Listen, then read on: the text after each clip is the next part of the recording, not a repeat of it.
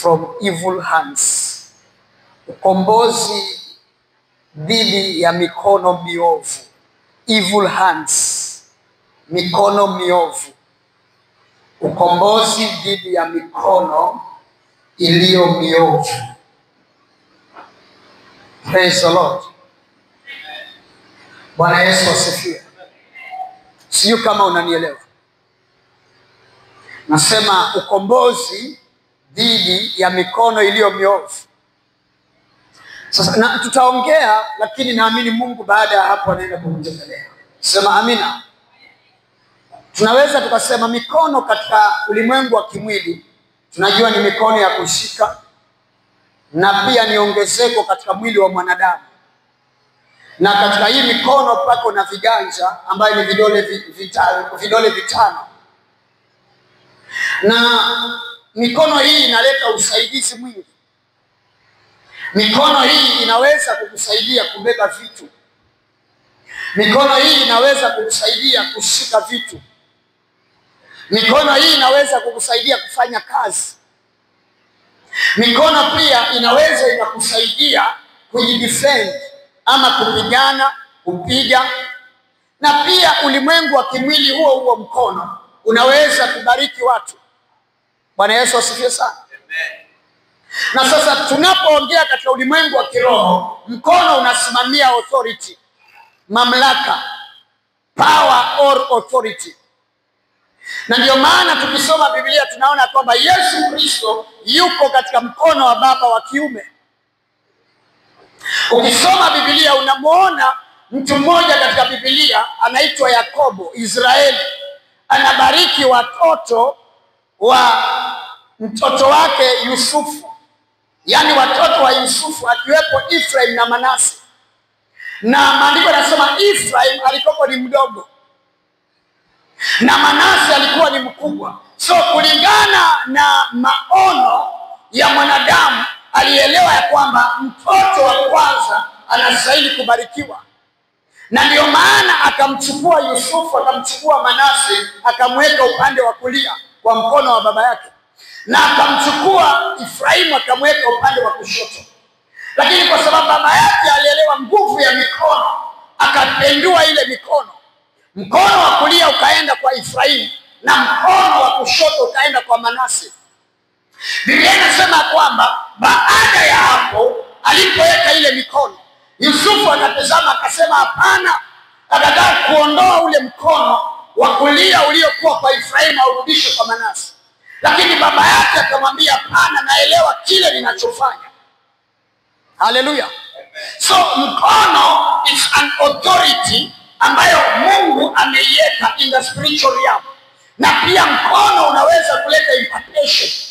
Impartation ya mambo mazuri, impartation ya kibali, impartation ya vipawa na karama. Na ndio maana maandiko yanasema kwamba Timotheo akaambiwa na Paulo, chochea karama iliyo ndani yako uliyoipokea kwa kuwekelewa mikono ya wazee. So mkono una uthamini mwingi na una ufahamu mwingi. Na ndio maana tunastahili kuelewa ya kwamba kunayo nguvu ya mikono inaweza ikaleta distraction kwa maisha ya mtu, na kunayo nguvu ya mikono inaweza ikaleta baraka katika maisha ya mtu. Tuseme amina. Praise be to the Lord. So kabla hatujaenda kwa undani, nastahili uelewe ya kwamba kuna aina za mikono unastahili kuzielewa.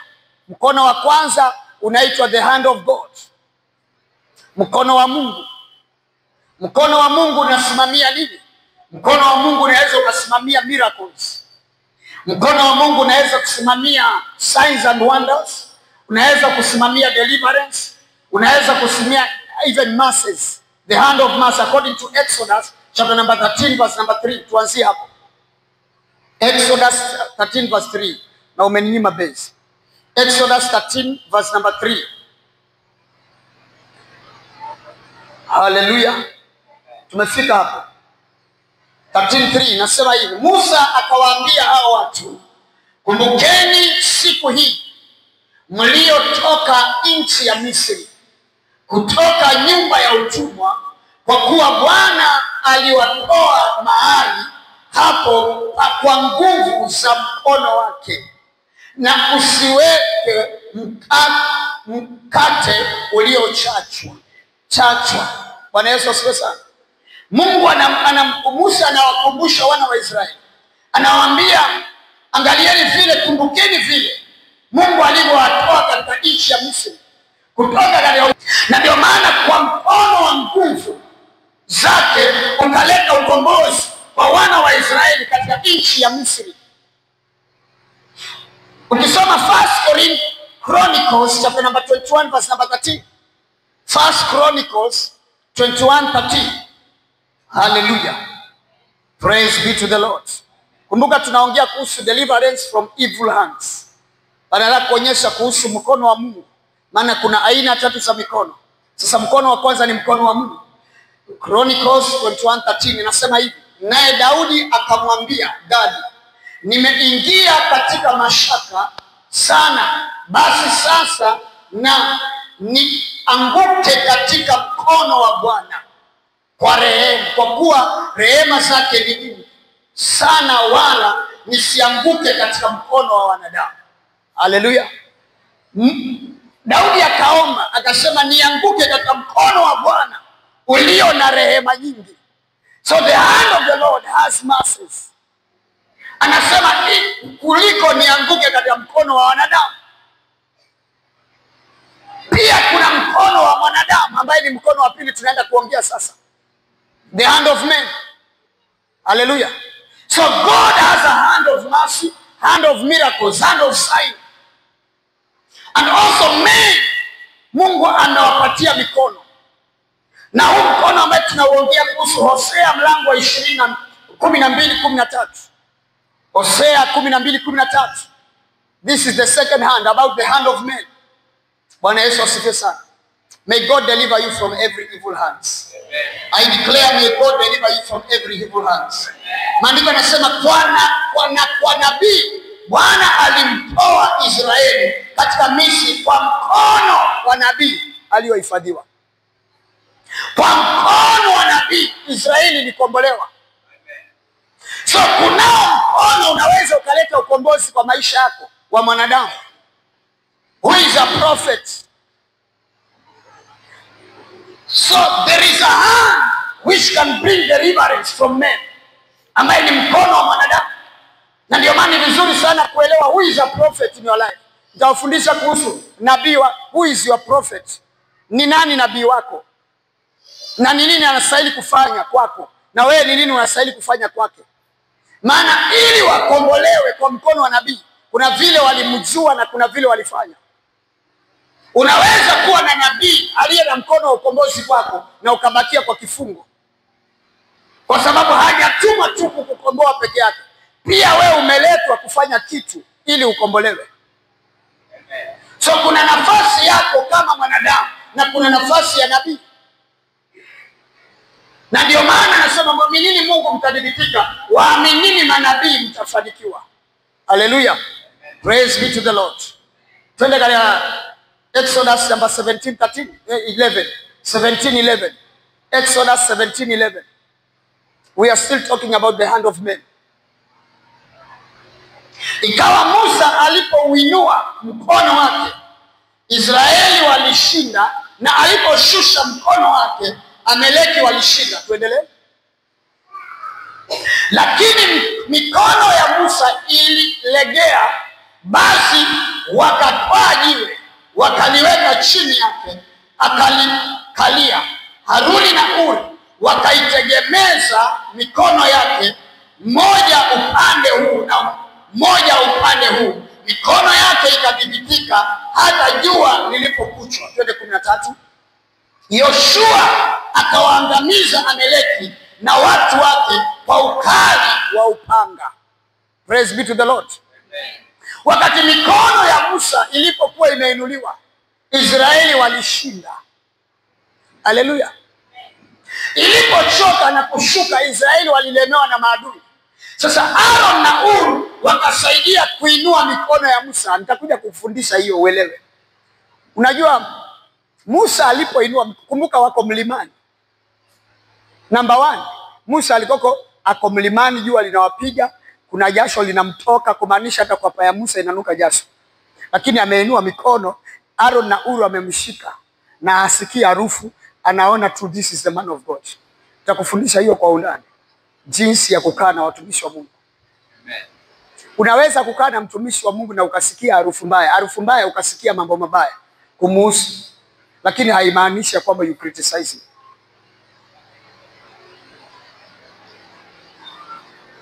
Semeni amina. Angalia jirani yako, mwangalie tu kwa upole, alafu mwambie pasa ameongea kwa kitu lakini hajakimalizia. Atakuja malizia siku nyingine. Kufundisha hiyo siku nyingine ndio utaelewa. Sasa nasema nini? Maandiko yanasema Musa alipoinua mikono, Israeli wakashinda. Lakini alipokuwa anaishusha, Israeli wakawa wanalemewa. Hapo ndipo unastahili kuelewa pia umuhimu wa mtumishi wa Mungu. Mafanikio ya wanadamu kuna mtu anahusikaga. Na ndio maana unastahili kuwa recognize man in the authority. Man in the authority anakupigania vitu vingi.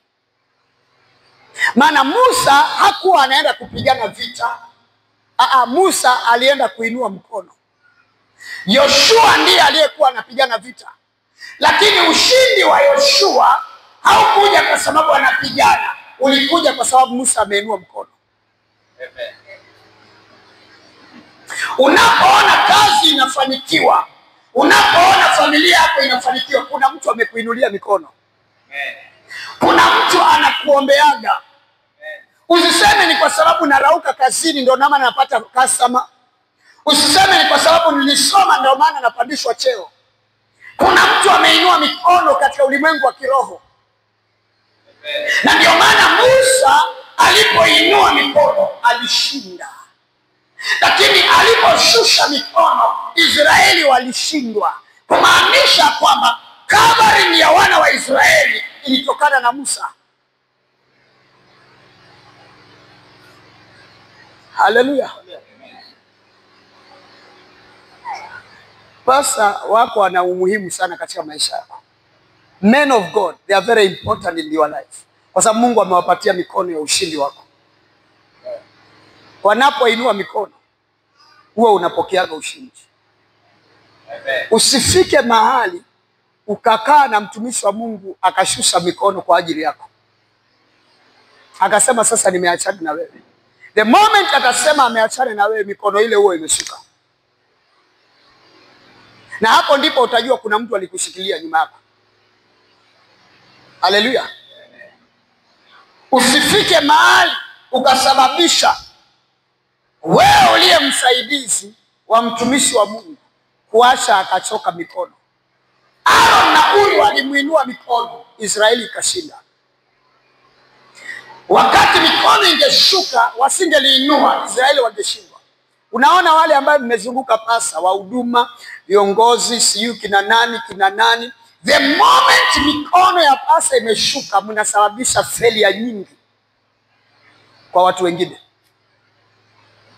Kuna watu wanafail kwa sababu nyinyi mliomzunguka mmeshindwa kumuinua mikono.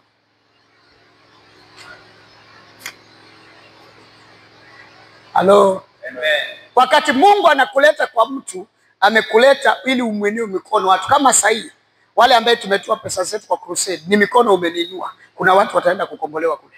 Amen. Wale watu ambao mumeomba, ni mikono umeniinua. Amen. Na wale watu ambao hawakutoa wamesema pasa ameitisha zaidi, ni mikono umeishusha. Kumbuka kuna ule mchango wako ungesaidia mahali. Yule ambaye atapotea kule kwa sababu ya mchango wako hukuchangia, damu yake inadaiwa mikononi mwako. Amen. Hiyo ni siri nakupatia, ni vile ujuaje. Unangojea pasa utamaliza saa ngapi niekelee mkono touch. Nipokee muujiza wangu. Kuna touch zingine haziwezi kufanyika kwako pasipo kuelewa kile Mungu amekuleta kwake. Sasa Musa akaenda na Huri. Na ndio maana kuna watu walimzunguka Musa. Wako mlimani na yeye. Kazi yao si kuinua mikono, kazi yao ni kushikilia ule mkono usishuke. Simameni watatu. Unajua sasa kisimama ndio. Sio mpandeni hapa juu. Pandeni kimbia. Kimbia kama kijana, kimbia kama acha kimbia kama mzee. Kimbia kama kijana. Asante. Hapa hivi mbele. Sio kwa nini nakwambia hapa. Naongea mambo piga simama tu. Simama hapa. Wewe simama hapa. Na wewe simama hapa. Inua mikono yako juu. Mimi msini inua tu. Sasa ngoja nikuonyeshe kwa kitu. Ni nini hapa ambacho ni kizito kinaweza kukusababisha nipatie hichi kitu. Inua hicho kitu. Nataka kuonyesha kwa kitu uone. Saidia na hichi kingine. Angalia jirani yako, mwambie angalia mambo pasa anafundisha. Chukua na hichi mkono mwingine ndio. Mpatie mkono mwingine. Shika na mkono huu, shika na mkono huu. Inua juu. Inua. Sina. Inua. Nataka kuonyesha kitu. Shika vizuri. Sasa haya ni matatizo ya watu. Hawa ni washirika. Umeelewa? Sasa unaona anashindwa. Sasa mshike mkono, msaidie mkono, na wewe msaidie mkono. Msaidie mkono si kiti. Haya. Ndugu nizaliwa Kenya au umezaliwa Tanzania? Mkono si kiti, mkono. Hivyo. Unalemewa ama ulemewi? Unakulemewa? Unalemewa au ulemewi? Sasa Musa, hivi viti ni wale watu ambao walikuwa wanapigana vita. Hawa shirika wa Musa, wana wa Israeli. Sasa Musa akiwa mlimani Aaron na Uri wakimshika hivi, jeshi lilikuwa linashinda. Yoshua akipigana na shinda. Wakati hebu achilia mkono. Achilia na wewe. Sasa wakati anaendelea, endelea tu. Waachilia, kaeni kando kidogo. Anajifanya na misuli wewe mwachilia tu. Acha kutetemeka, tuendelee. Kwani kuna aje? Unalemewa? Unalemewa. Endelea kushusha. Sasa hivi ndio watu wengine tunafanyaga wachungaji wetu. Hivyo. Mchungaji anaishi kwa stress. Badala ya kumshika mkono, afanye kile Mungu anataka afanye, unamwachaga hivi. Na ndio maana ni vizuri kujua kama Roho Mtakatifu nastahili kuombaga Mungu akufunulia hata mahitaji ya mtumishi wa Mungu. Ni nini anapitiaga? Hivi ndio wanapitiaga watumishi wengi. Na ndio maana kuna wengine wana resign, kuna wengine wanakuwa matapeli. Kwa sababu anakaa yani madeni yamemzunguka mpaka analeta ujumbe wa kitapeli, anawauzia vitu kanisani ili aimidi mahitaji yake. Lakini pakipatikana watu wamuinue, inua tena. Inua. Kazi inaenda vizuri. Umeelewa? Sasa Mungu amepatiana mkono nabii kwa sababu ya ukombozi wa watu. So mkono wa pili ambaye tunaongea, it's the hand of man. Ambayo the hand of man inaletaga deliverance katika maisha ya watu. Mungu awabariki. Tutakuja fundishana siku nyingine hiyo kwa undani. Ndio tutaelewa. Wakati tunaongea kuhusu the responsibility of your man of God. Utaelewa. Bwana Yesu asifiwe. Sasa maandiko yanasema mkono wa tatu ambaye ndio huyo tunaongea sasa unaitwa an evil hand. An evil hand, mkono ambayo ni muovu, the hand of the enemy. Jeremiah chapter number 15 verse number 21. The hand of the enemy, Jeremiah chapter number 15:21. The hand of evil man, ama the enemy, the hand of the enemy, mkono wa adui. Tunaipata kwa Jeremiah mlango wa 15 mstari wa 21. Maandiko yanasema hivi: I will deliver you from the hand of wicked, and I will redeem you from the grip of the terrible. Twende kwa Kiswahili. Nami nitakuokoa kutoka kwa mkono wa watu wabaya. Mkono wa watu wabaya. Nami nitakukomboa katika mkono wa wenye kutisha. This is the hand of the enemy. Mkono ulio wa watu wabaya. Kuna watu wana mikono mibaya. Kuna watu wana mikono ya kutisha katika maisha ya watu. Na ndio maana mchana wa leo na kuombea rehema za Mungu. Mungu akukutanishe na watu wenye mikono mizuri. Kwa sababu mikono mibaya inapoinuliwa juu ya maisha yako, unaishi katika stress na unaishi katika taabu. Psalms 140, Zaburi 140 number 4. Na tuende tu kwa haraka alafu ndo nianze kuonyesha ishara za mikono mibaya vile inafanya kazi. Bwana, unilinde kutoka kwa mikono ya mtu asiye haki. Unihifadhi na watu wajeuri waliopanga kuniangusha. Daudi anaomba haya maombi. Anasema Bwana amlinde katika watu walio na mikono isiyo haki. Kuna watu mikono yao haina haki.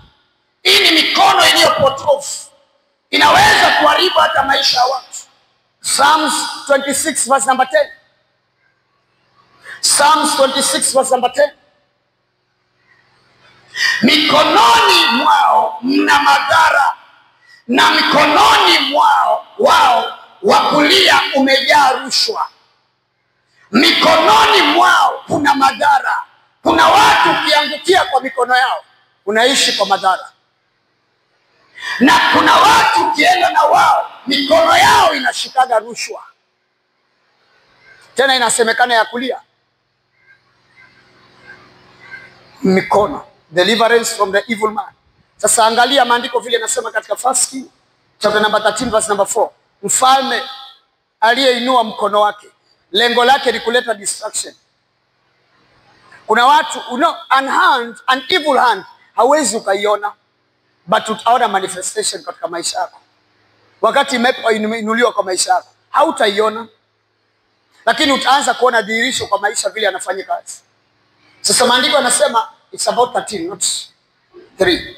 1 Kings 13 verse number 14. 13:14. 13:14.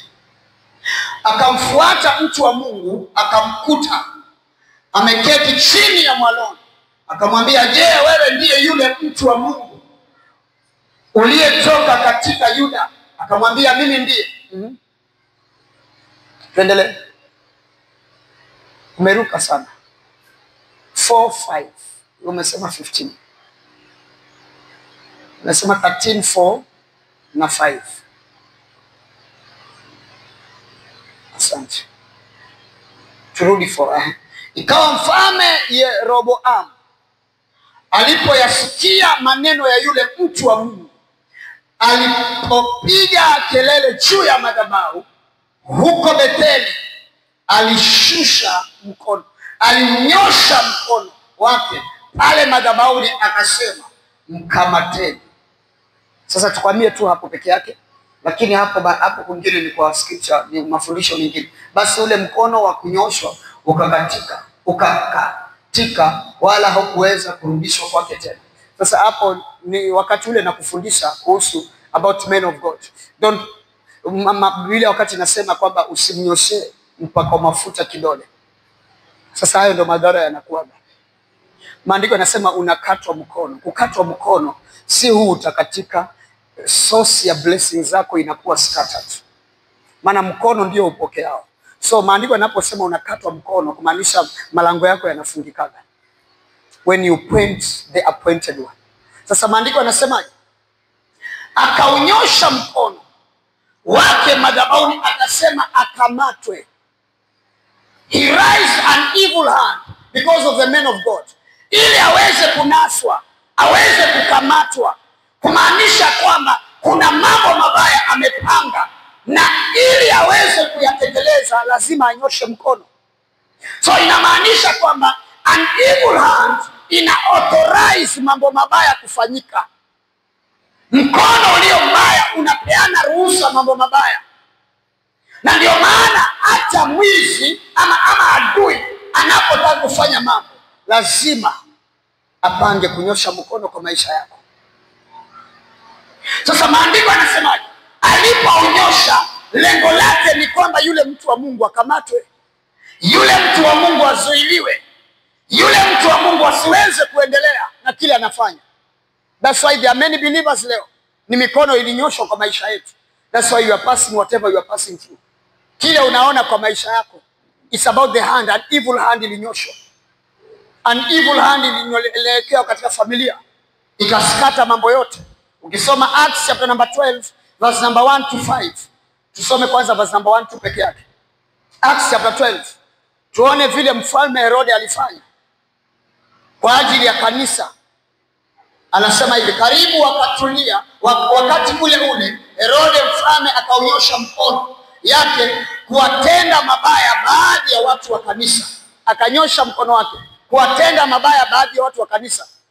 Akamuua Yakobo ndugu ya Yohana kwa upanga. Aliponyosha mkono akaleta mauti kwa Yakobo, na akiona kuwa imewapendeza Wayahudi akaendelea na kushika Petro pia. Akanyosha mkono pia kwa Petro. Ni nini amefanya? Amenyosha mkono kuwatenda mabaya kanisa. Akaanza na James akammaliza, akashika Petro pia akapanga kummaliza.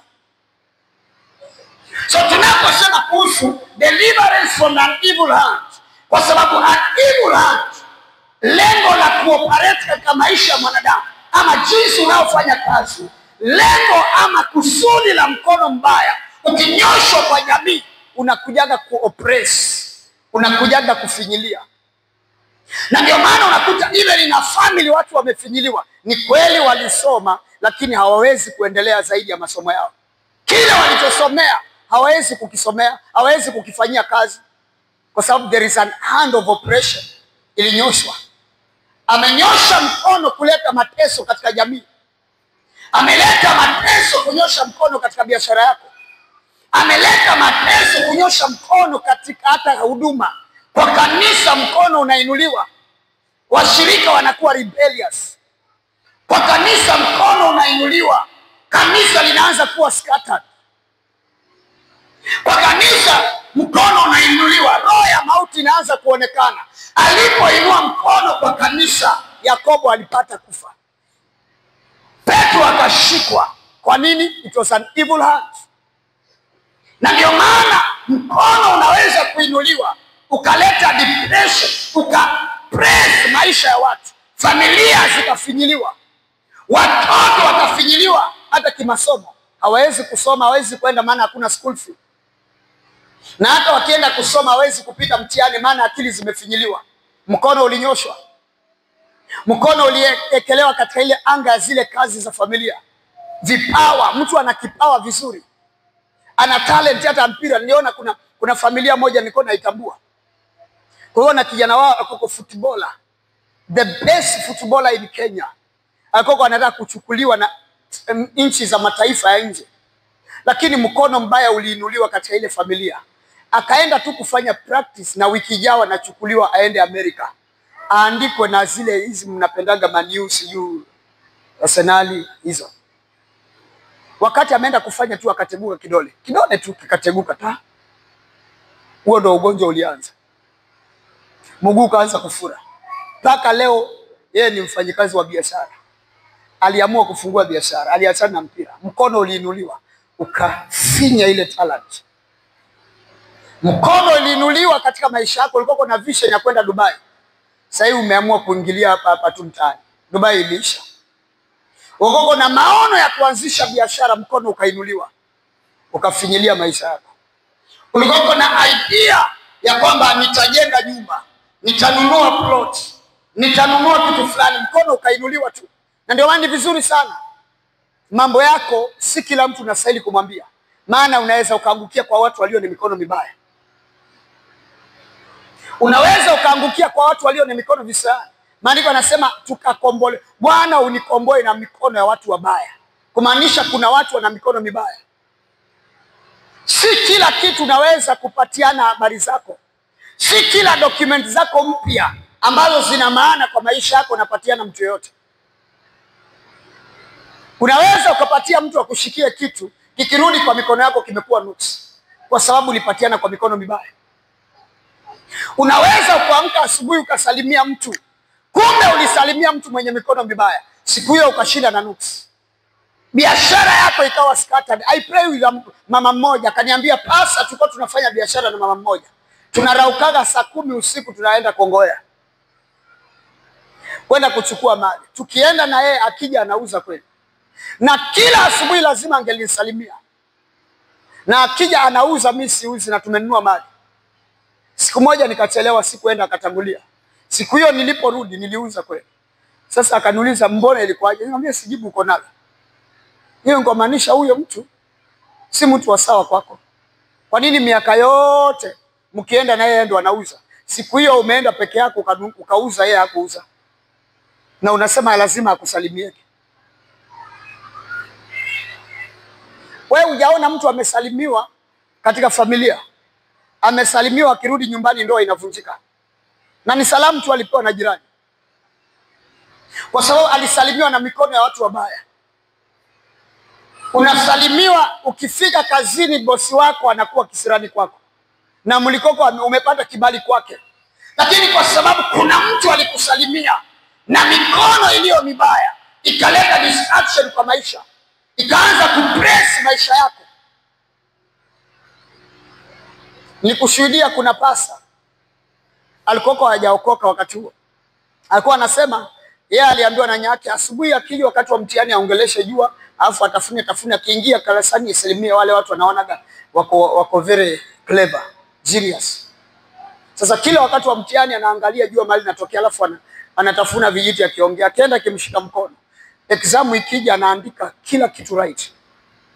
Wale wanakuaga number 1, hata kufanya minizo exam, trial exam, wanakuaga wa mwisho. Amechukua akili zao kwa sababu alisalimia akiwa na nia mbaya, mkono wake ni mbaya. Ni nani anakosalimiaga? Wao wamezoea kupatiana watu mikono ovyo ovyo. Kila mtu mambo salimie, ngoja unasalimiaga wengine ni nuksi. That's why ndio maana mimi Jumapili asubuhi hata before nije kwa madhabahu siwezi nikasalimia mtu. Hata ukija na kufanyiaga hivi. Na ukisisitiza nakwambia, kwani una lazima gani? Kwani haujatosheka na hizo salamu za mkono? Kwa nini unisalimie? Asubuhi sisalimie mtu. Nilipata hiyo siri, kuna mkakati sana nilikiombea. Akasema tuko ta time tukusalimie tu. Tukishasalimia unaleta confusion kwa madhabahu. Kile ulipanga hata Roho Mtakatifu tunaleta confusion, tuna divert. Nikwambia mikono, nitakufundisha uone. Mikono mibaya inaweza kuleta diversion kwa akili zako. Kile ulipanga kufanya usifanye. So kuanzia wakati huo siwezi nikasalimia mtu kabla sijahubiri. Na siwezi most of the time pia nikimaliza kuhubiri kupatiana mtu mkono, kwa sababu wakati huo nguvu ya Mungu imekuwa drained kwangu. So hapo shetani ndo anaweza kupata mlango kuja kukuwekelea, kukusalimia, akaimpact vitu vyake na kupatia revelation uelewe. Amen. Usiwe tu mtu. Ndio maana mtu akija tu ataka amekuja basi ndiko na namwekeleaga mkono kwa bega, na sababu naepa huo mkono. Sisemi wewe ni mbaya, lakini kuna mwingine naweza nikazoea hivyo, kumbe nikaangukia mahali pabaya. Sasa najizoeshea kukuwekelea mkono kwa bega, ama nikushike mapema hivi kabla hujanishika. Kuna kitu unapata. Haya mambo nakwambia kwa sababu it's a secret. Maandiko yanasema neno la Mungu ni siri. It's about mystery. Na ndio maana unakuta kwa nini watu wengine wanadharau watumishi siku hizi, hata wasalimie watu, akininio nikusalimia anakufanyia tu, hataki mkono tena. Anajua siri ni nini. Kuna maeneo ukifika, kuna vitu Mungu anakufundishaga. Mtu wa kawaida ataona ni pride, lakini Mungu anajua sababu gani. Maana kuna siri katika mikono. Na ndio maana hawakujua kwamba kwa nini wanamsulubisha Yesu, wanadunga mkono. Hawakuwa wanajua. Ilikuwa ni prophetic thing ya Mungu. Kwa sababu kupitia mkono, ile damu ilimwagia kupitia mkono ileta ukombozi. Na ndio maana huo mkono, mahali kulikoko na alama, uponyaji upo. That's why ukiekelewa mikono through in the name of Jesus unapata uponyaji, kwa sababu mkono kuna impartation, mkono kuna healing. Sasa shetani anaweza akatumia mkono kuleta distraction. Praise be to the Lord. Sema amina kanisa. Praise the Lord. So lazima uelewe nguvu ya mikono, kwa sababu mkono unaweza kuleta distraction. Number 2, nimekwambia wa kwanza huo unaleta nini? Oppression. Watu wanakuwa oppressed katika maisha. Unafinyilika katika maisha. Unaishi maisha ya kung'ang'ana. Anahakikisha shetani anakuoppress, hataki uinuke. Number 2, an evil hand in a controlled at a destiny. An evil hand, mkono mbaya unaweza kutawala hata hatima za watu. Kuna watu katika maisha kwa kutokuwa na ufahamu hatima zao zimekontrolewa na mikono mibaya. Na ndio maana ni vizuri sana kuelewa ni nani anakuwekeleaga mkono. Maana si kila mkono unakuwekelea unakuimpact wewe kufika kwa hatima. Kuna wengine mkono ukikuwekelea una withdraw kile Mungu aliweka ndani yako. Wewe ukisikia Paul anasema uchochee karama ulioipokea kwa kuwekelewa mikono, kumaanisha ule mkono uliokuwa kwa Paulo, kwa Timotheo, kwa kichwa cha Timotheo uliimpact vitu. Na kuna mkono ukiwekelewa una withdraw vitu. Na ndio maana kuna mtu nilimwombea alienda akaekelewa mkono akawa chizi, akaanza kuwa mental kabongoless, aelewe vizuri, anaongea mwenyewe tu ovyo ovyo. Roho Mtakatifu akaniambia huyu ni mkono aliekelewa, uka withdraw chochote. Unaweza ukaenda mahali ukaekelewa mkono, ulikuwa na nguvu ya maombi, hauombi tena. Ama unaanza kuota ndoto mbaya, unaanza kuotwa ukifukuzwa usiku, kwa sababu ulikuwa impact na spirits, wakadivert your destiny. So kile maono uliyokuwa nayo kwa maisha yanakuwa scattered, yanaondolewa. Na ndio maana ukisoma Psalms 106 chapter number 10, Psalms 106 number 10, may God deliver us from evil hands. Nasema Mungu atukomboe na mikono mibaya. Kila mkono ambaye shetani aliinua kwako, Bwana leo akukomboe Bwana. Tusome hapo. Akawaokoa kutoka kwa mkono wa mtu adui aliyewachukia, na kuwakomboa kutoka kwa mkono wa adui zao. Mkono wa adui zao. So kuna mkono unaweza kuwa the enemy of your destiny. The enemy of your destiny. Destiny hata ya familia ikawa defiled kwa mikono. Wale ambao tumezoea kuita watu kwa manyumba kuombewa, mtu haujui msingi yake, hujui foundation ya huyo mtu. Inaweza kuwa hata alikuwa rebellious kwa kanisa, amerebel kwa kanisa, akaenda akakaa, hana pasa, hana mtu wa Mungu, hana baba wa kiroho, ameenda tu ni wa nyumba kwa nyumba, maono ya nyumba kwa nyumba. Ukimuuliza, ndio maana ukienda kwake paka akwambie kwanza ili nikuombee lazima ulete sukari kilo 2 na unga. Hata hakufundishi neno, akifika anaanza Bwana asema, Bwana amesemaje, si unitangulizie neno. Maandiko yanasema hapo mwanzo palikuwepo neno, nalo neno lilitoka kwa Mungu. Sasa nimeingia tu Bwana asema. Ndugu, hatima zako zinabadilishwa. Mimi nakufundisha tu, maana hiyo ndio imejaa kwa watu leo.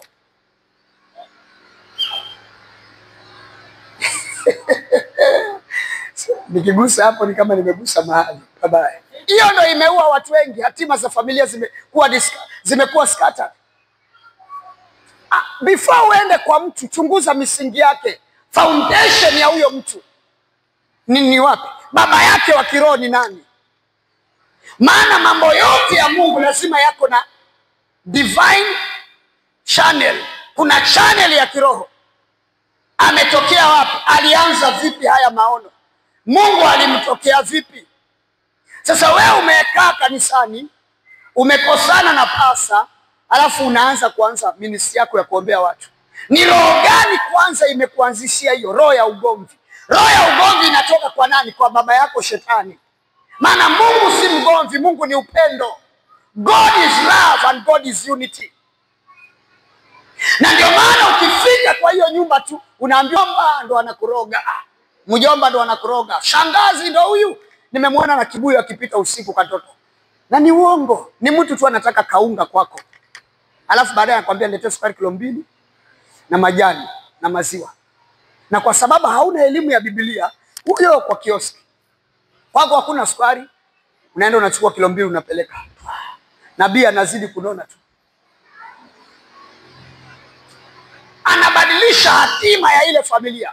Watu mlikuwa mnapendana, mnaanza kuchukiana. Wewe nenda ukaulize familia nyingi zilizoganyika. Zimeganyika kwa sababu gani? Manabii. Tulitabiriwa nyanya yetu ndo anaturoga.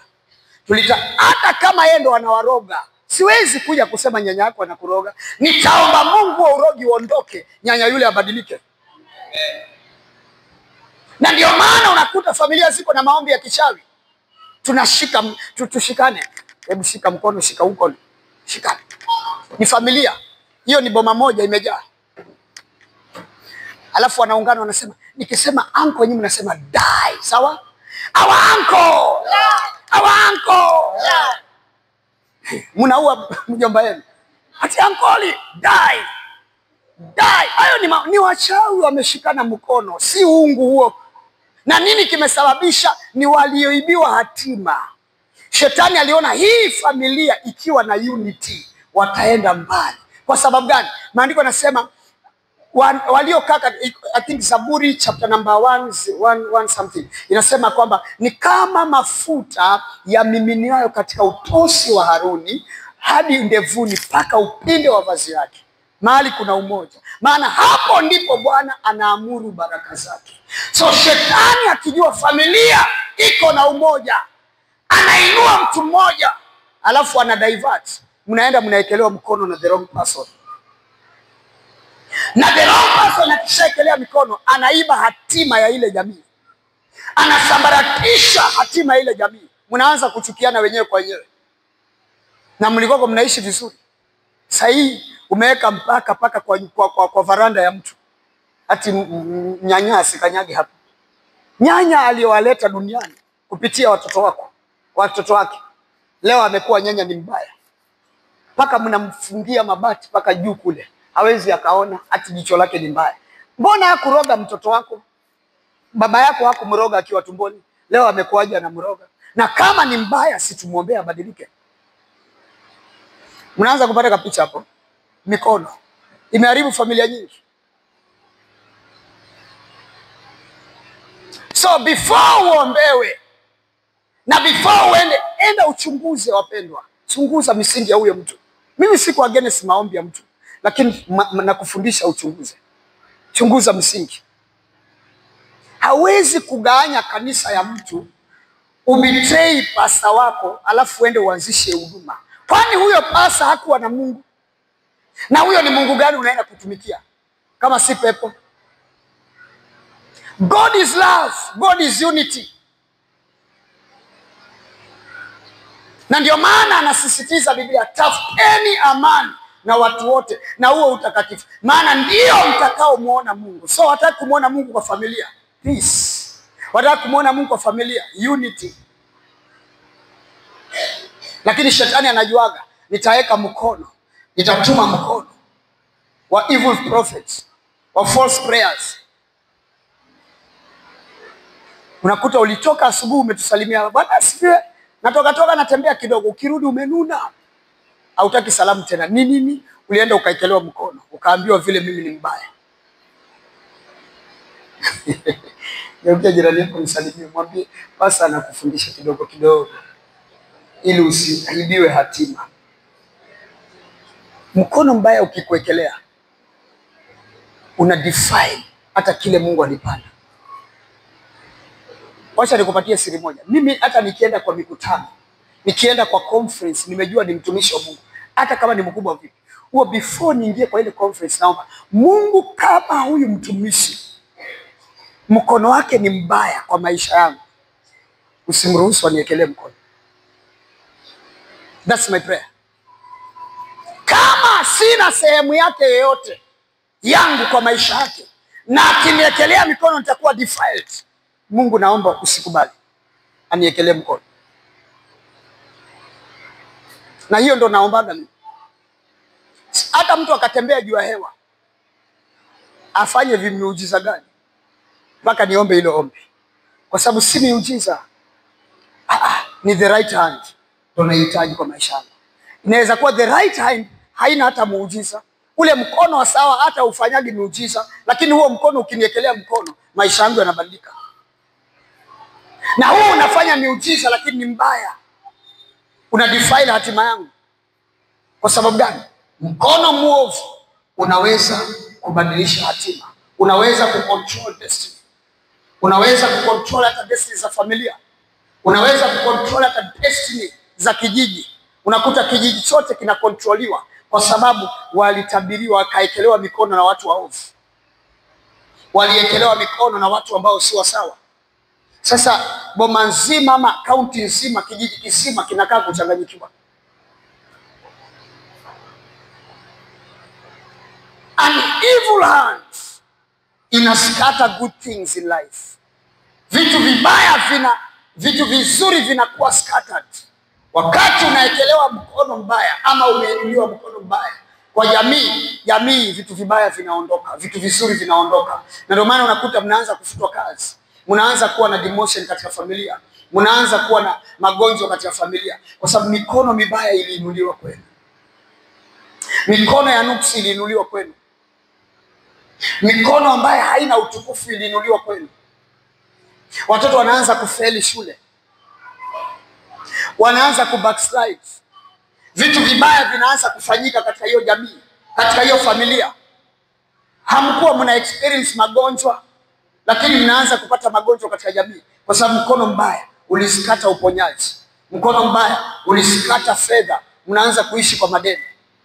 Unashangaa una deni mpaka unashindwa kununua kibiriti, unaomba kwa jirani, nisaidie na mishale miwili. Boksi niko nalo lakini mishale ya kuchoma ndo sina. Sio kama mnanielewa. Paka makaa unaomba moto, unaenda na kininio kile kishovel kimwiko, nimekuja munisaidie na moto. Unapita kwa maploti ya watu na moto, usizime huko, unaenda kuchoma moto pako. Nini? Hauna kibiriti. Nini? Madeni. Nani alisababisha? Mkono mbaya. Ulipowekelewa pesa ikaondolewa kwa anga. Sasa paka moto wa kuchoma unasaidiwa. Unangojea hata watu wakifunga hawapiki, utaanza kulalamika, sasa wamefunga ya nini? Sasa kwani wakifunga wapi ya sisi hatutakula? Maana hauna moto na wao wanakusaidiaga na moto. Sio kama naongea maneno of sense kwa mtu mmoja ama kwa watu wote ama yanapita tu kama baridi. Angalia mkono. Mkono ni mbaya sana na ni mzuri sana. Ni wa nani unakuwekelea juu? Si kila kichwa chako ukubali. Niambia watu, niliombea kasista na nashukuru Mungu wale masaluni wote wako hapa. Wale mkono masaluni na waombeaga, Mungu amewabariki. Niliombea mshirika mmoja kitambo. Wakati kamsichana kalikoko na saluni, kakalipuka, kakaniambia, pasa mimi huwa nashikaga na waingizaga watu kule. Waingiza vipi? Wakija kwa saluni yangu, nikiwaekelea mkono, kitambo aje atoke na ngoa kanywele kamoja tu. Hapo kanywele tumemalizana naye. Ataanza kuumwa na kichwa ovyo ovyo, damu itakuwa inaondoka kwa kichwa kwa mwili wake, anaanza kusikia kisunzi ovyo ovyo. Na ndio maana wacha nikupatie siri, mimi huwa nina kinyozi mmoja. Nikimkosa nabakia hivyo hivyo. Nilijua hiyo siri. Kuna mtu akikuwekelea mkono ndugu, wewe unaona anakunyoa, kumbe anatamka maneno. Kuna mtu akikusonga, chagua mtu ambaye unamwamini. Uzuri naombeaga wale masaluni wote hapa. Huwa nawaombea sana. Wao wa baraka. Mnaweza mkasema, pasa leo natufundisha injili gani? Na kufundisha kwa sababu ya mkono unaharibu hatima za watu. Kuna watu, huyu ni binti aliniambia, akaniambia mimi nachukuaga nywele tu kamoja, ataanza kushikwa na kisunzi, damu itaanza kuondoka, atakuwa anakauka damu, maana niko na contact yake. Unajua shetani anatakaga kitu chako, kitu kilichoitanishwa na wewe, kilichoitanishwa na wewe. Hata kama ni uzi umetoka kwa nguo yako, bora umetokana kwa nguo yako, chochote ambacho kimeitanishwa na wewe. Praise be to the Lord. Sasa wewe ukiona tu kinyozi kimefunguliwa umeingia, chochote kile unaingia. Na ndio maana hata sasa ukiweka pesa mahali unasahau mahali uliweka. Hebu hiyo kili ilienda wapi? Ni wapi ulitorokewa akili? Sasa unashangaa kichwa kinakuumaga ovyo ovyo tu, maana haujui ni wapi ulinyolewaga, ni wapi unasongwaga. Hauna mtu specific ukamfanya salonist wako. Wewe kila mtu ni wako.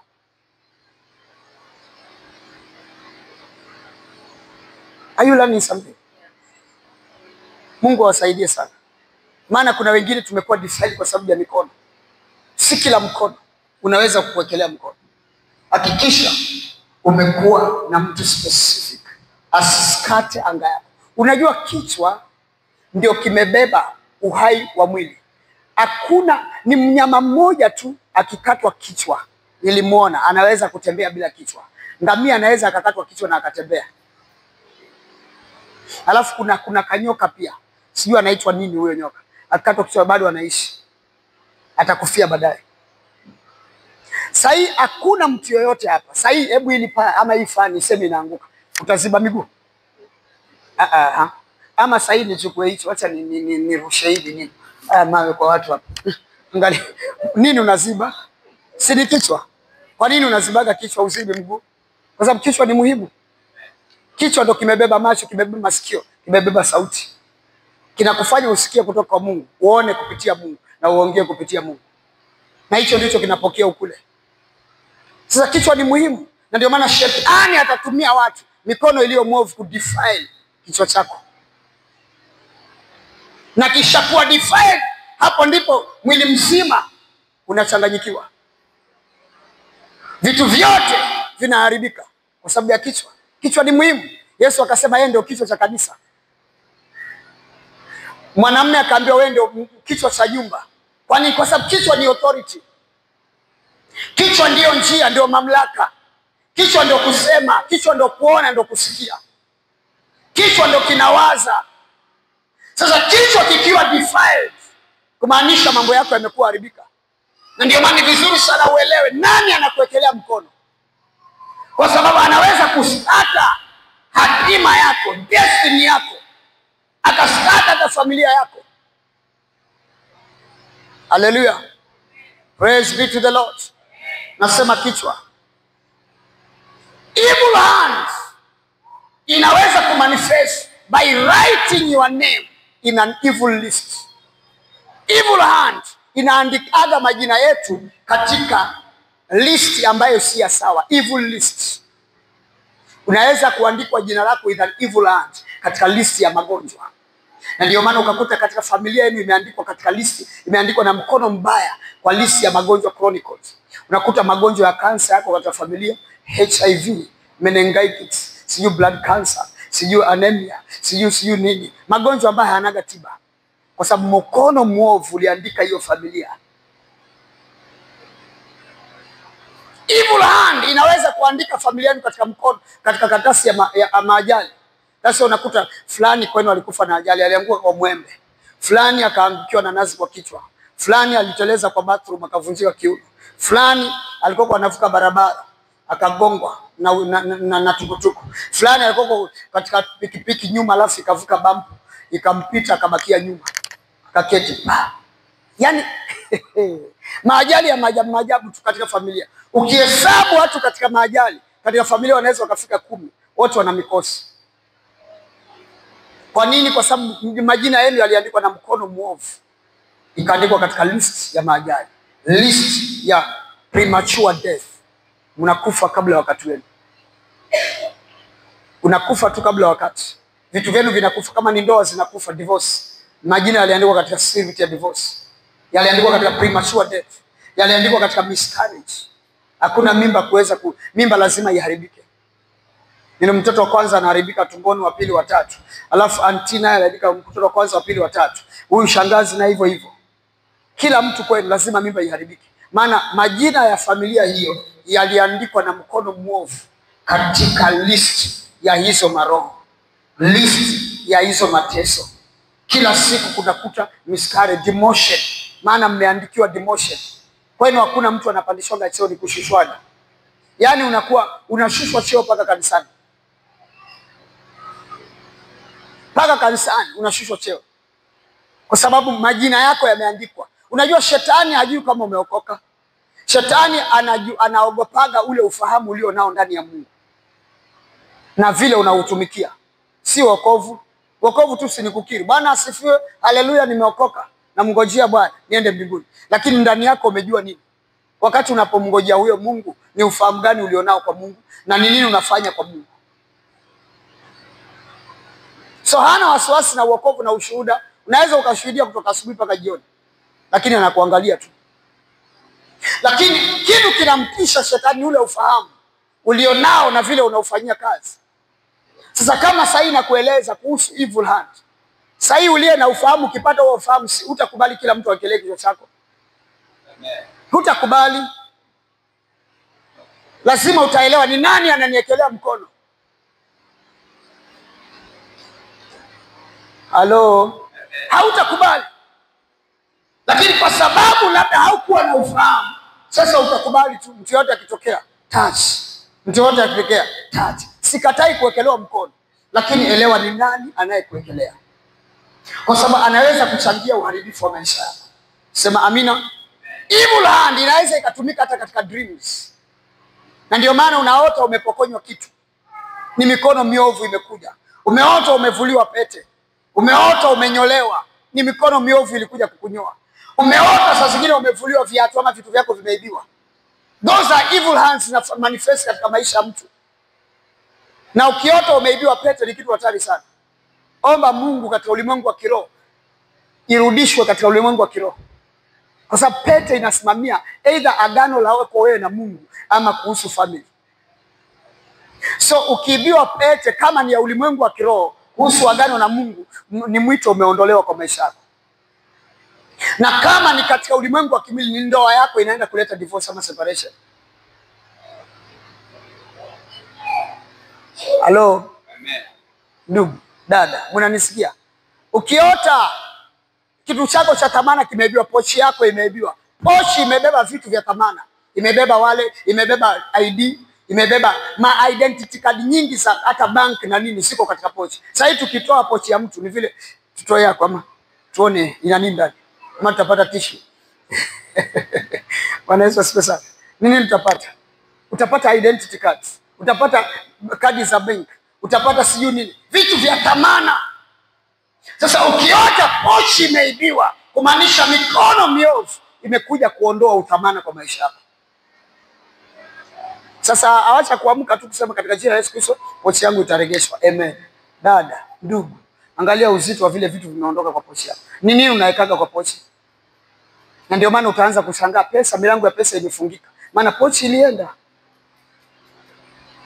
Utashangaa kwa account hawezi kuweka pesa tena. Pochi ilienda. Unafungua account kwa miaka 7 miezi 6 hujaingiza kwa kitu. Mpaka unatumiwa vitisho na benki, tutafunga usipotuma kitu. Ndio unashtuka unaachilia 100. Sema amina. Ni mikono miovu inaiba vitu vya thamana kwa maisha. Wewe ukachukulia tu ni ndoto ya kawaida.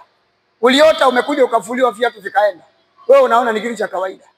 Mikono miovu inaweza ikapanda. Viatu vikiibiwa inamaanisha kitu cha kwanza ni maisha yako, stability ya mwenendo yako. Ama ni kile Mungu alipanda kwako kama sana, kama huduma. So viatu ni kitu cha maana. Hello. Praise the Lord. Mama, kwani viatu vilienda kwa ndoto? Oh, tungevirudisha leo. Bwana Yesu asifiwe sana.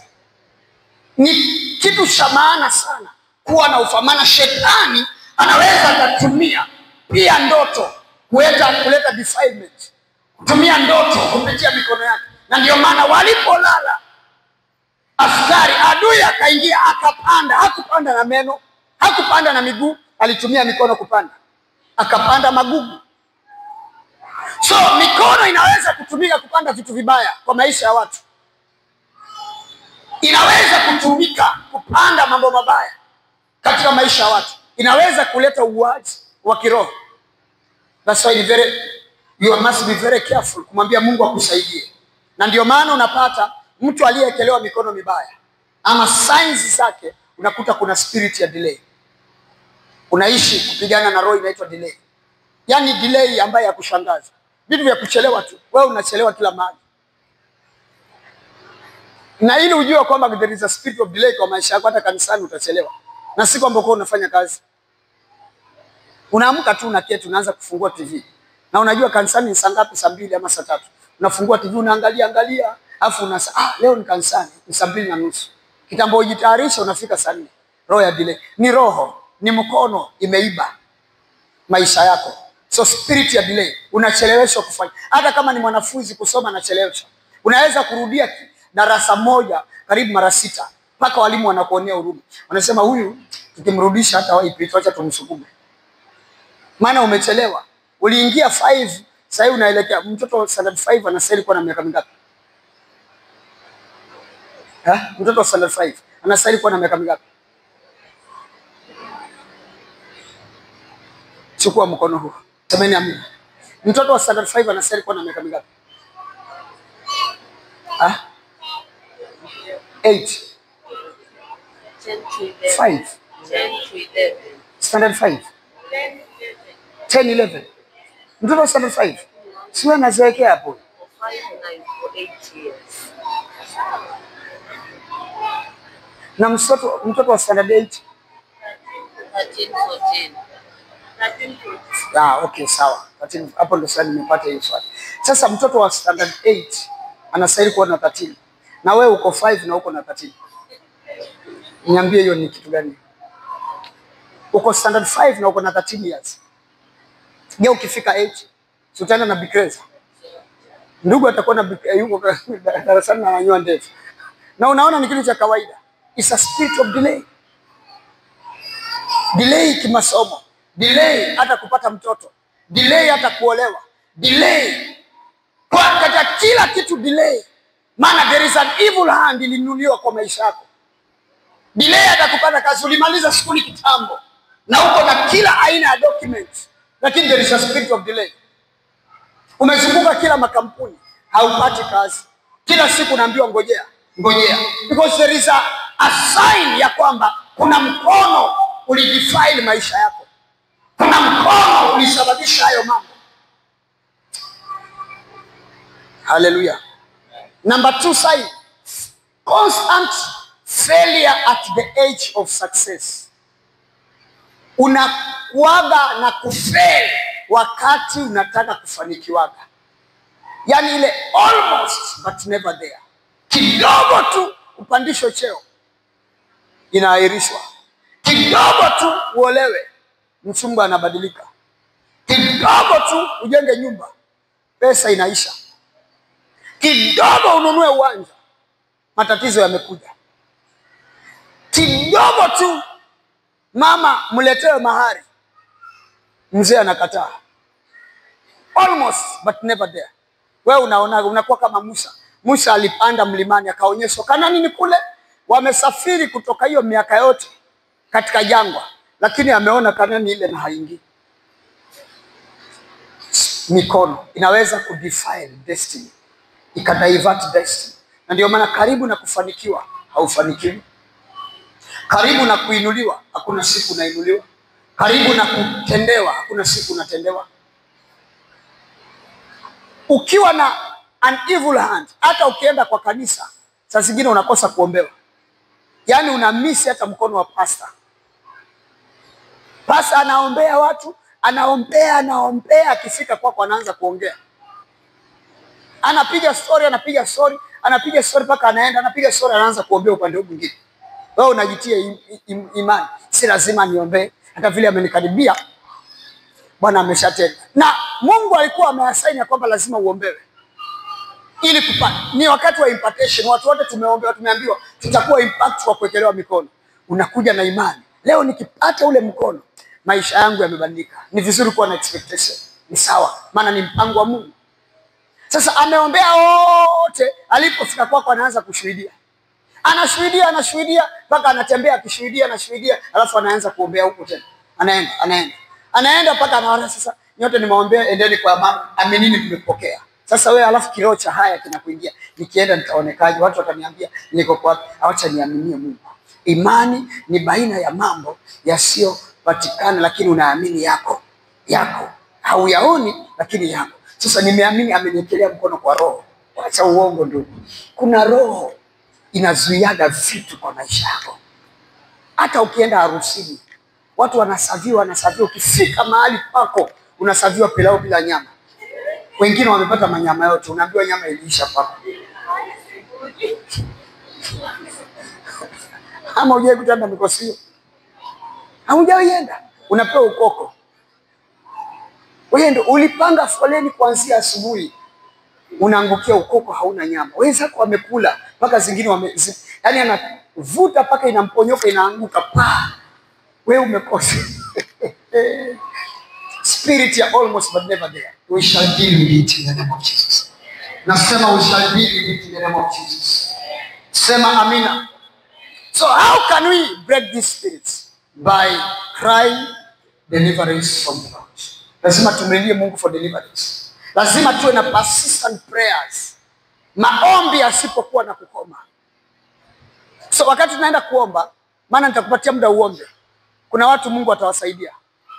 Ile defilement yote iliingia katika anga yako kupitia mikono, itafutika kwa maisha yako. Sema amina. Amen. Mnaamini haya mambo na amina? Nakwambia kitu ambacho nimepambana nayo. Maana hata mimi nishaekelewa mikono. Kuna wakati kuna mtu mmoja kitambo, nilikuwa sijui siri kama hizo, nikaekelewa mkono. Niliporudi maombi yakakatika. Siombi, nikiomba napiga mio, afu nalala, naona visumni tu, afu nalala. Wiki nzima siombi. Nilikimbia kwa baba yangu wa kiroho, nikamwambia dadi, mimi niombe tu grace ya maombi. Kuna mtu aliniombea, na baada ya kuniombea maombi yaliisha. Aliponiekelea mkono, baada ya hapo nikarudi katika ile gea ya kwanza, nikajua kumbe yule mtu alikuwa ni mkono ulio mwovu, na mimi nilikuwa namuona ni mtumishi wa Mungu. Nimeona is a man of God, anointed man of God, anahubiri, ana revelation ya watu. So nikasema hata mimi nataka kuimpactiwa na hiyo neema ya neno. Kumbe naongolewa maombi.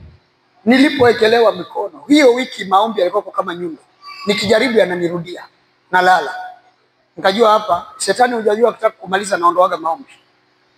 Nikajua huyu alikuwa ni agent wa shetani, amepitia injili. Maandiko yanasema waliingia kwa siri katikati yetu ili kuchunguza uhuru wetu, watuweke mateka. Katika kitabu cha Wakolosai inaongea kimambo kama wa Galatia, wameingia kwa siri. Nikajua huyu ameingia kwa siri ili kunishika mateka. Praise be to the Lord. Na kuna siku mahali niko napanga kwenda tu kwa mtumishi wa Mungu pia. Natamani, hata nilimkuwa nampenda. Wakati huo siku ana knowledge sana at least ya Biblia nini. Siku hivyo nilikuwa napenda tu, naona miujiza, napenda sasa hizo, hata mimi nataka niende kwa hiyo neema. So wakati uzuri Mungu akanisaidia, akanipatia grace, akanisukuma niombe siku 3. Sikujua naombea nini, nikasikia msukumo. So nikaomba. Alafu nilipoomba nikaona yule mtumishi wa Mungu anatapika vyura kwa mdomo. Yule mtumishi mpoko niende kwake, mbona anatapika vyura? So nikaja kusoma Revelation. Wengine wanafanya miujiza lakini wako na roho za vyura. Biblia inasema wako na roho za vyura ndani yao. That means kwamba there is not the power of God. Nikasema thank you Jesus. Kama ningedisobey nikasema nitakuja kuomba baadaye nirudi, ningepokea roho ya chura. Sio kama endeni msome kitabu cha Ufunuo. Uone vile Yohana anaongea. Wamebeba roho za vyura ndani ya vinywa vyao. Sasa mimi nikaona anatapika vyura. Nikaanza kushangaa kwa nini anatapika vyura. So roho Mungu akanianza kunifundisha, nikapata ufunuo. Nipo na kusoma kitabu cha Ufunuo nikapata hiyo scripture imeandika hapo mahali. Wengine ndani ya vinywa vyao wako na roho vya vyura. Wanafanya ishara na miujiza lakini si kwa nguvu zangu. Wa pili akawa amekuja mahali. Siku ya kwanza nikaenda. Nilikuwa na tabia ile, nikiona mtumishi wa Mungu napenda kumbariki. Na pia si hivyo nafanyaga hivi. Nikambariki ya kwanza. Akaenda, hakuja kwa kanisa yetu, alikuja kwa kanisa nyingine. Na hata ilikuwa ni hapa Kilifi. Nikaenda nikapanda tena dhabihu siku ya pili. Siku ya 3 Nikawa nikiomba, wakati wote tuko ofisi ya KANU pale. Siku ya 3 nikaota nyoka imenizunguka kwa mguu usiku. Ndio niende kesho nikaona nyoka imenizunguka kwa mguu. So nikairusha. Nilipoirusha kesho yake nikasikia sina haja tena ya kwenda hiyo mkutano. Na hata nilikuwa nimepeleka viti kwa huo mkutano, maana watu walikuwa wamejaa overflow. Nikaenda nikatumana viti vichukuliwe. Sijui nini. Siku ya 4 siku ya 5 yule mhubiri aliyekuwa anahubiri akatafuta namba yangu, akanipigia, mbona sijakuja? Nikashangaa ametoa namba yangu wapi? Na kwa nini anataka niende? Hello. Praise the Lord. Bahati nzuri nikawa nimesafiri hiyo siku ya 6. Singamwambia nilisafiri, sitakuwa na safiri. After 1 month ile historia ya yule mhubiri nilipata. Nikajua kumbe ni nyoka iko ina defile. Wakati nampandia kitu na defile ministry yangu. Na uzuri yako niekelea mkono, lakini aliekelea mikono wa watu wengi. Na sikwambii ni kanisa gani. Hiyo kanisa likanyaga. Kuanzia huo ndio ulikuwa mwanzo wa kuporomoka kwa hiyo kanisa. Ilishuka, washirika wakaisha. Mpaka leo haijaianuka. Na iko hapa Kilifi. Haijaianuka. Wale wote waliekelewa mikono katika huo mikutano walikuwa defiled. Wengine wakaacha makanisa. Mmenielewa kanisa? Amen. Mmenielewa? Nakwambia kitu ambacho nimeexperience maisha yangu. Mikono ni mibaya. Nilialika mhubiri katika madhabahu. Akaja akaekelea washirika mikono. Lunch hours zilikuwa zinajaa zaidi. Wakati walikuwa watu kama 100, hao ni wengi at least. Kwa kusema kutoka hapa kote mpaka hapa. Alipoondoka wiki hiyo wakabakia watu 10. For 3 weeks na deal na hiyo roho mpaka watu wakaanza kurudi kanisani. Alipoekelea mkono. Hata wengine mnamjua. Na wengine mkapewa masharti kabisa. Hii sabuni umeoga na usioge. Usishare na mtu. Si mnamkumbuka? Wengine walikuwako. Mimi nilimleta kwa sababu nilimjua akawa ni mhubiri mzuri. Samahani kuongea kinyume na utumishi wa Mungu, but nakufundisha. Mimi siko against mtumishi wote. Nakufundisha tu uwe na ufahamu. Si kila mkono. Mimi nilimpenda kwa sababu nilimuona kitambo. Alituhudumia kitambo. Miaka mingi sana. Na alikuwa powerful. So aliposikia amekuja Mombasa, maana ni wa mataifa mengine. Nikasema haya amekuja, acha nimpatie chance na yeye akuje kwetu. Kwa sababu sinamjua. Usirely na maisha yaliyopita. Angalia mtu leo yake. Ndio kitu cha maana. Sio jana yake. Sasa kitu kilinitisha kwanza, nilipoenda kumbariki kwa hoteli, hiyo ndio ikanifanya niwe na question mark mpaka nikachungulia kwa dirisha. Ananiambia sasa toka niziombee. Baadaye niombee nimekubariki, ananiambia mtoke, akafunga mlango. Sasa ile hoteli uzuri kwa ni zile za louvers na kufunga louvers kwa na curtain. Nikaenda kwa curtain. Nijue nini anafanya. Si nimempatia pesa imetoka madhabahu ile ninatumikia. Akachukua zile pesa akazitawanya kwa kitanda. Moja 1,000 akazitawanya zote. Sasa sikusikia nini aliongea. Sasa nilikuja kujua manifestation ya wakati watu hawaji lunch hour na ibada. Tukajua kumbe akoka na watawanya.